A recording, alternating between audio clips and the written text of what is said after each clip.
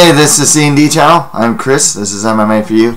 I'm going to be doing my post-fight analysis for UFC Fight Night 63. Overall, main card, pretty good. Prelims, kind of a bunch of grinders. As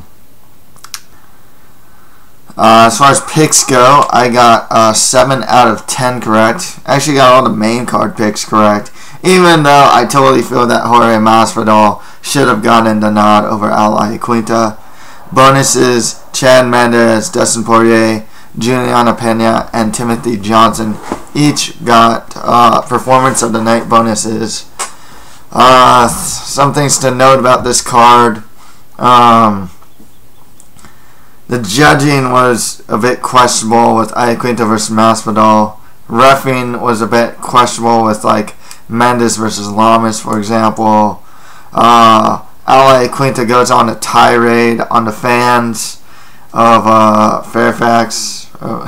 So, very interesting. And actually, Clay Guida goes on some tirade as well. Not so negative, though, but he's saying things about Obama, saying things about going up in weight, staying, and whatnot.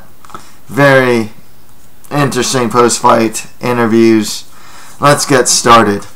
Chad Mendes defeated Ricardo Lamas by TKO in the first round. A lot of people thought that Miragliotta took a while to stop the fight, as Lamas was just getting crumpled and falling all over the place. And it was Mendes who pretty much looks at the, punches him underneath the armpit while in the ride position. Looks at the ref, and the ref stops the fight. Mendes has some big power, especially with that right hand.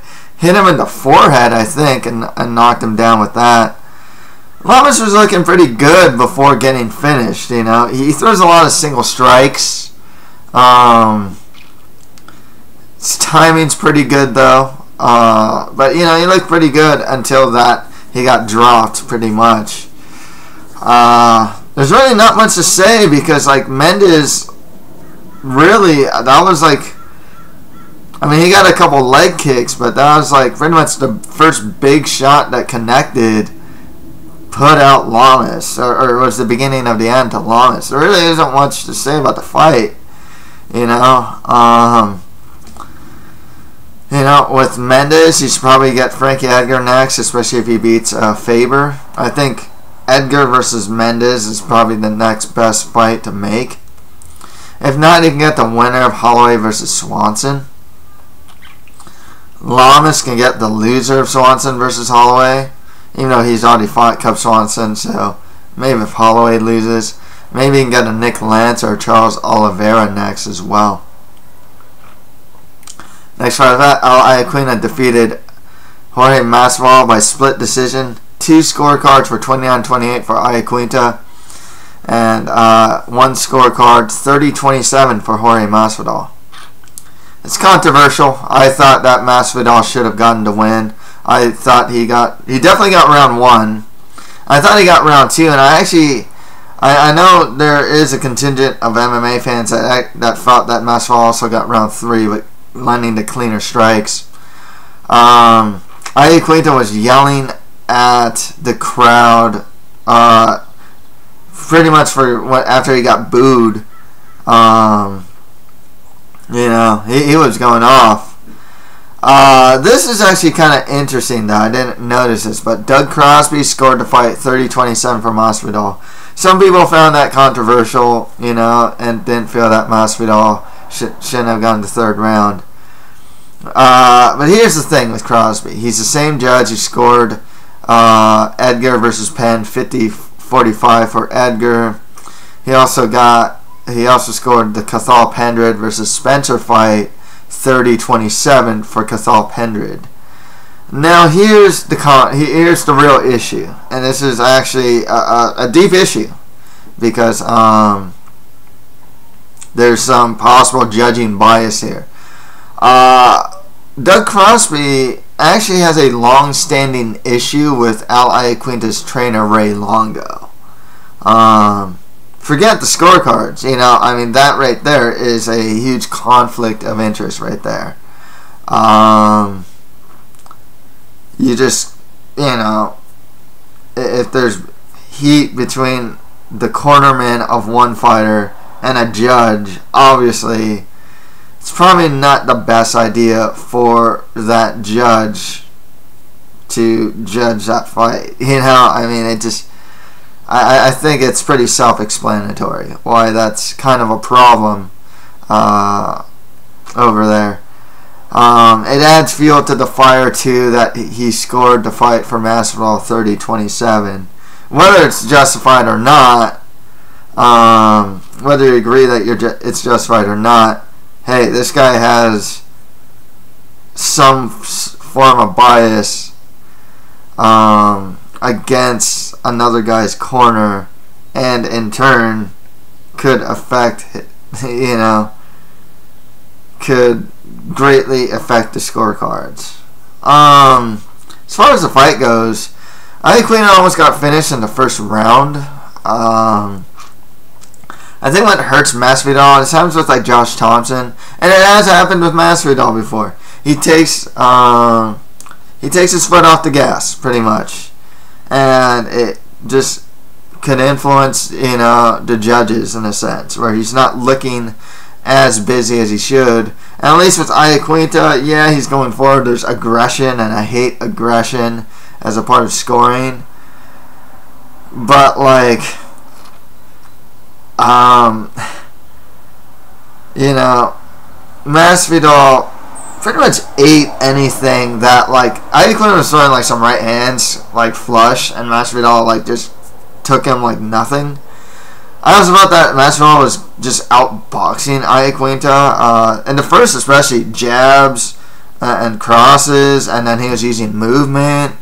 Really good stuff. I was actually somewhat surprised that Masvidal was outboxing Iaquinta, but like in hindsight, I shouldn't have been, because I knew that Masvidal was a good boxer. You can even hear it in my my prediction video. I was like, oh, this is a close fight. Masvidal, you know, it's really good, underrated. That's a problem with Masvidal. I've seen it before too. He just, you know, he takes the foot off the gas. He seems to have really coasted in that third round. And you know, it's stuff like that, you know, that will cost a fighter to fight. It's kind of telling about Iaquinta though. You know, I was kind of like, oh, you know, he has top 10 potential. And now, you know, I watch this fight, it's like, well, if you can, you know, Masvidal, top level striker, you know. But I'm thinking there's a lot of top level strikers in lightweight in general. So I'm kind of thinking, well, what is Iaquinta's elite skill set? Or is he a Miles Jury type, or like a Brad Tavares type, where you're good at everything, maybe above average at everything, but you're not great at any one aspect of MMA? What aspect of MMA is Iaquinta great at? What is his elite level skill set that justifies him being in like the top 5 or the top 10, you know, of a very deep division like lightweight? Hey, if Masvidal's, you know, outboxing Iaquinta and outstriking him, could Donald Cerrone do the same? You know? Iaquinta, very good wrestler, but I never thought he was a great wrestler. You know, offensively and defensively, he's very good. There's nothing about his wrestling that makes me think, wow. You know, it's not a wow wrestler, you know, in that sense. I actually think Masvidal's takedown defense and overall counter wrestling are like, wow. You know, this is top 5 of the UFC counter wrestler right here with Masvidal. So it just makes me think with Iaquinta just moving forward, it's like, huh, you know, who's he gonna beat up there? What skill sets does he provide the top 10? You know, he looked like a guy, you know, like a guy that was just barely hanging on. You know, he was getting outstruck by Masvidal, would get in some good strikes himself, but nothing that was fight-ending. I didn't really feel, yeah, for sure, I didn't really feel he did anything fight-ending. He was there, but, you know, to say he was winning is a bit contentious at best. He did, it seems like he just did enough, you know. But the problem is, it's not because he wasn't for lack of trying. It's because that's all he had against a guy of Masvidal's caliber. Hey, your best is just good enough. You know, had it been other judges, you know, I mean, it could have been a different story. And that's why I'm just kind of thinking with Iaquinta, it's like, well, I'm not saying, you know, take off the brakes off him as a prospect, and a blue chip prospect at that, actually. But, you know, I gotta really think about that. You know, it's like, hey, you know, what is it in his skill set that's next level? Masvidal, though, you know, he is who he is, man. But that is always something that's affected him. You know, output sometimes. You know, there's a mental game of Masvidal. There's sometimes, you'll see it too in fights he's winning. You know, he wants a Pat Healy fight. It's like, dude, why are you letting Healy just control the fight? Yeah, you're winning. You're outboxing him. You're defending his takedowns. But don't have your back against the cage to begin with. You know, yeah, he won the fight. But he allowed the opponent to dictate the terms of the fight. There it is. That's what it is. He allows the opponent to dictate the terms of the fight, and because of that, he will lose more than win in the judges' scorecards. When that shouldn't be the case. And I personally thought he should have gotten the win over Ustam Khabilov. Same thing, you know. Don't let the opponent dictate the terms of the fight. That's gonna always negatively affect Masvidal. Because everything else there, you know, is very high level. Skill wise, no problems. That sense of urgency, big problem. Okay, that's the thing. It's cost them in fights before. It cost them in this fight. As far as who they should get next, Iaquinta should probably get the winner of Dariush versus Miller. Maybe the winner of Josh Thompson versus Tony Ferguson. Masvidal, you can get like Miles Jury, Bobby Green. Loser of Dariush versus Miller, or the loser of Thompson versus Ferguson. Next fight after that, Michael Chiesa defeated Mitch Clark by unanimous decision. You know, Michael Chiesa, he has a limitation in his striking. You know, you can just see it. He punches almost like this. He almost cocks his he cocks his arm back a lot when he punches. You know, it's not very technical sometimes. He can kind of just run at his opponent and start striking. It's going to cost him. His work against the cage is really good. He has good judo and just good offensive takedown ability. His ability to take the back, set, you know, top five, you know, top of the division as far as taking the back. He's just one of the best at doing that. Needs work on his striking. Mitch Clark was in the fight, you know, and even tried to rally back in the third, but couldn't get it done. Chiesa was just the better grappler overall. But yeah, with Chiesa, you know, he's a good prospect. I don't think of him as a blue chip prospect, but I think he's good. Possible top 10 potential, at least 11 to 15 with him. But you know, he needs work on his striking. He's really clunky. You know, doesn't always have his feet underneath him when he strikes, especially when he runs at his opponent. But his grappling, it's really strong. With him, who's up there right now? You know, he's kind of at that level where he should probably be fighting like T-Bow. You know, where it's like, okay, here's the gatekeeper to the top 10. You know, I think and T-Bow's like perfect at that role. You know, just get someone like that. Mitch Clark should just get more lower to mid-tier guys of the division. Next fight after that, Juliana Pena defeated Milana Dudieva by TKO in the first round. Pena is actually one of the better prospects at women's bantamweight. It really goes to show the difference between the prospects at strawweight. When you're thinking of like Alexa Grasso, Jamie Moyle, you know, the ones in the UFC are really good too, versus like who are almost like finished products with less than like 7 fights. With Jamie Moyle, she has 2 pro MMA fights and is already extremely well rounded.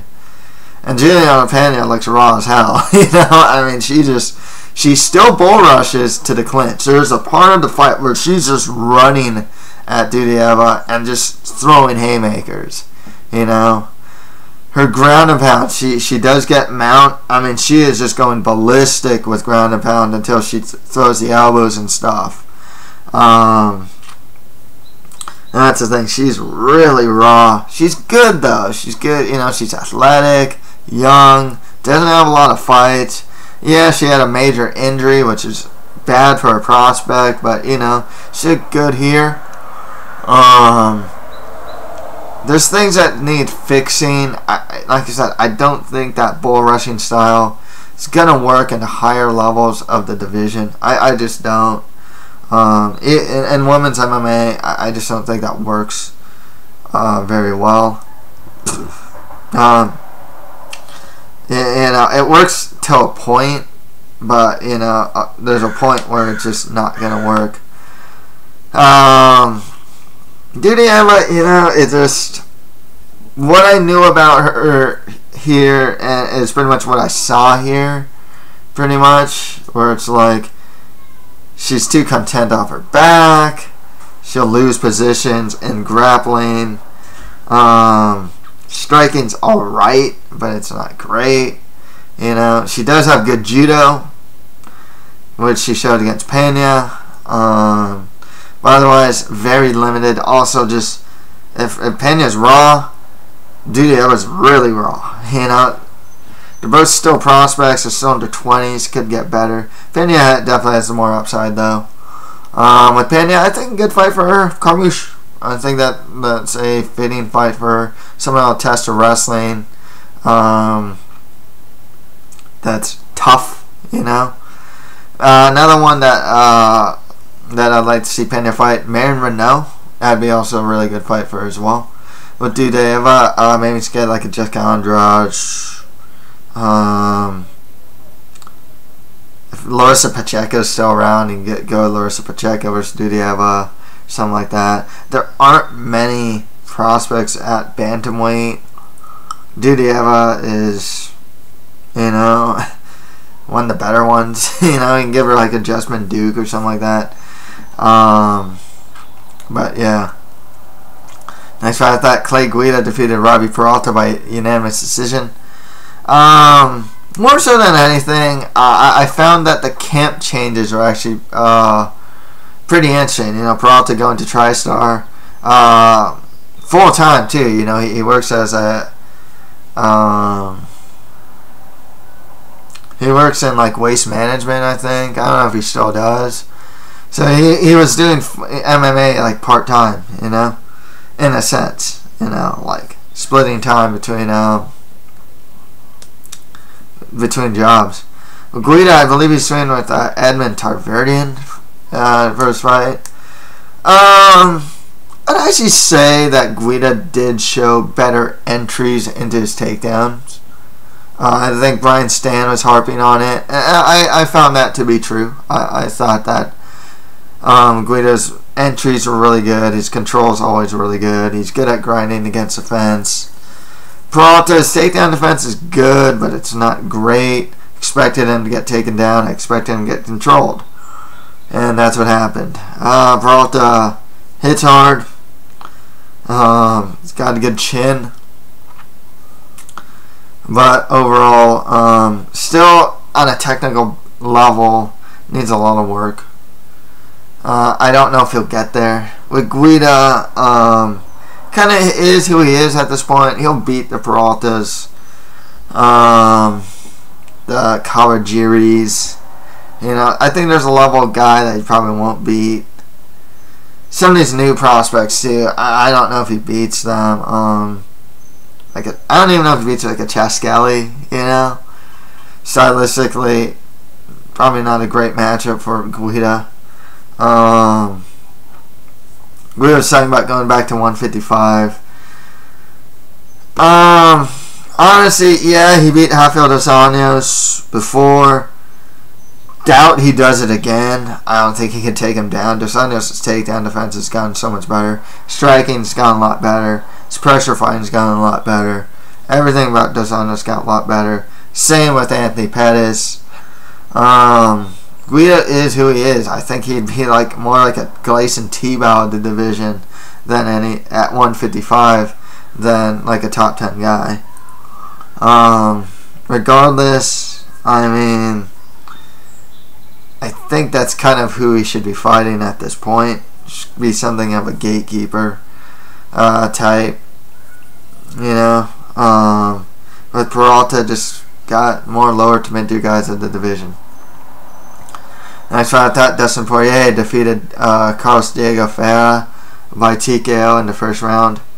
Good one for Poirier. A lot of people were a bit on the fence about Poirier moving up to lightweight, if that's the best thing for him or not. It's tough to say. This was a good stylistic matchup for him. As Ferreira, yeah, he does hit hard, but he's not a great striker, and he's all too willing to brawl. You know, and Ferreira's he's a Brazilian Jiu-Jitsu black belt and really good at it, but his ability to take the fight to the ground isn't the greatest. So good stylistic matchup for Poirier.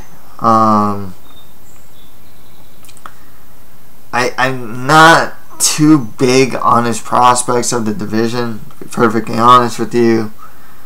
I think he can get wins, but like he still has liabilities in his defense and the stand-up and against some of the bigger guys in lightweight. I think that's going to hurt him.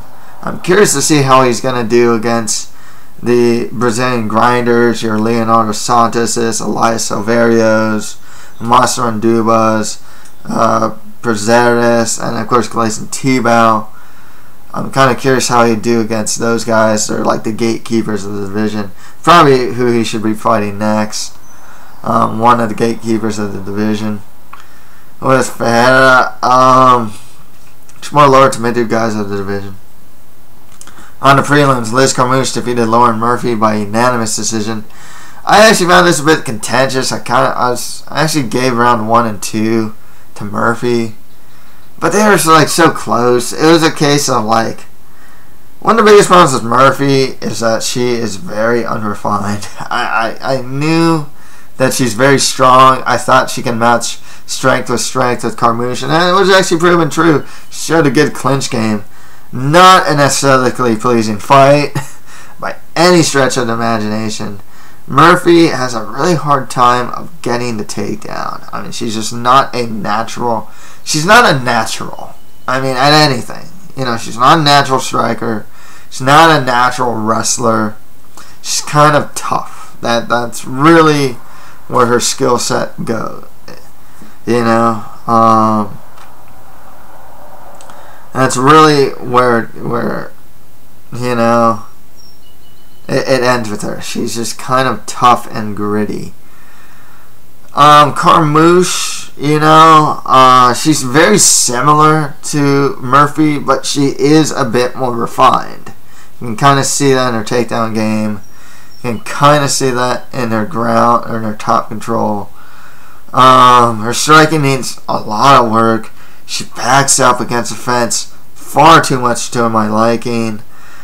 You know, Liz Carmouche does not beat too many fighters that have better than a .500 record.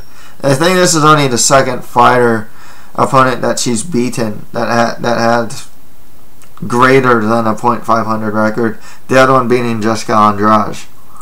So this is a good win for her. But, like, you know, the striking is always going to kill her. You know, Alexis Davis was just leg kicking her to death.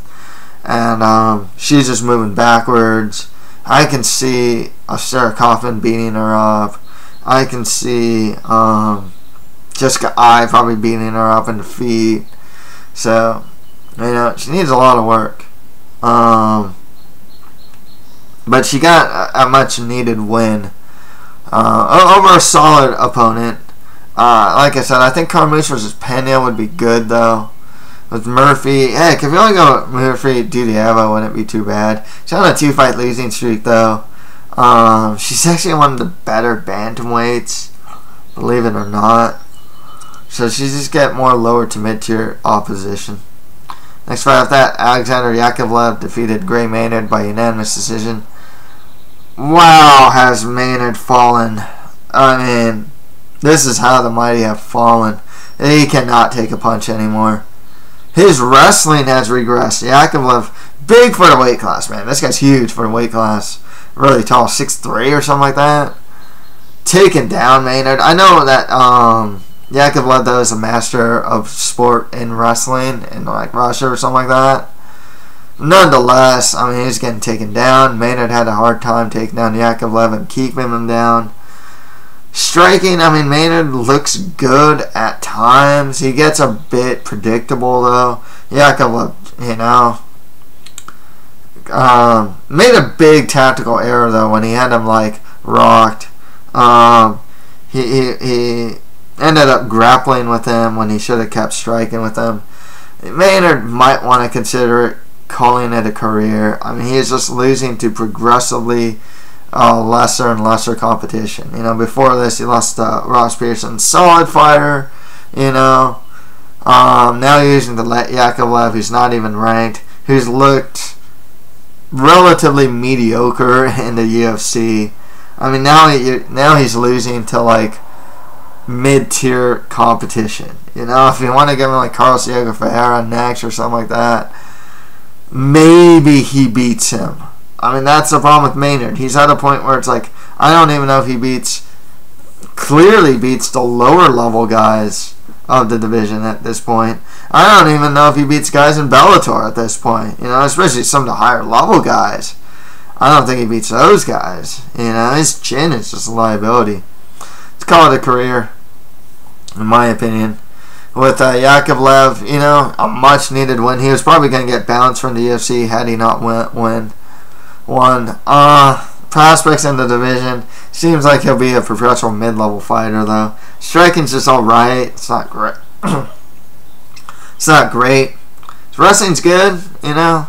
Not great, though. So, it's more lower to mid-tier guys in the division for him.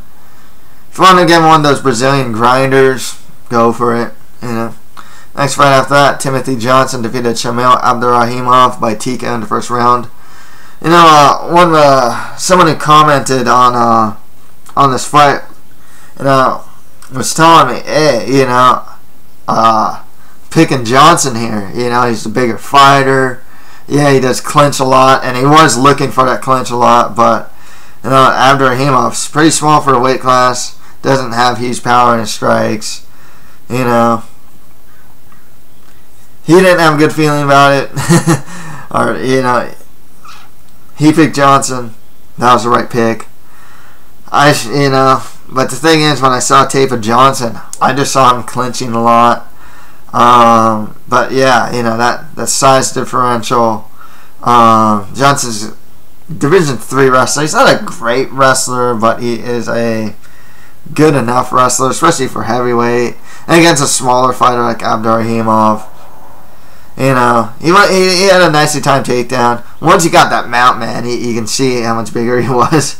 He was also rocking the Don Fry mustache. Kind of had to give him props for that. Nonetheless, tough to say where the prospects of him in the division. He's only 30. He doesn't have many fights.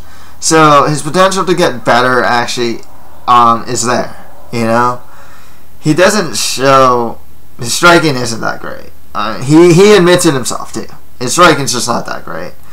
He's a big guy. He can wrestle, which could take him, actually, which could get him wins in the division. But he definitely needs some work, you know. He could definitely be something of a Jared Rosholt of the division. Kind of looks like that. Kind of fights that way. Seems to be able to take a punch better than Jared Rosholt, though. So, you know, just more lower to mid-tier guys of the division for both. If Abdur Rahimov can cut to 205, I think that might be in his best interest. Heavyweights are huge, you know, and Abdurahimov does not have that much power in his strikes, so not the best recipe in heavyweight. And finally, Ron Stallings defeated Justin Jones by unanimous decision. Jones probably going to get cut from the UFC. The guy's just way too raw for this level of competition. I mean, he throws funny, he flinches a lot. He cannot take a punch. He still reacts very oddly when he gets hit clean. He kind of just like freezes up, kind of flinches a lot. He's not level for this. He's not ready for this level of competition. In the future, yeah, he has some raw athletic tools to possibly do well, but at this point, he'd actually be better served to fight in the regional scene. Stallings, good win for him. He's a good, like, mid-level guy. There's guys in his level, you know, whether it's, like, Andrew Craig, Natal. I think Natal actually beats Stallings. Tom Watson, you know. There's guys, you know, there's a lot of guys on Ron Stallings' level in the UFC.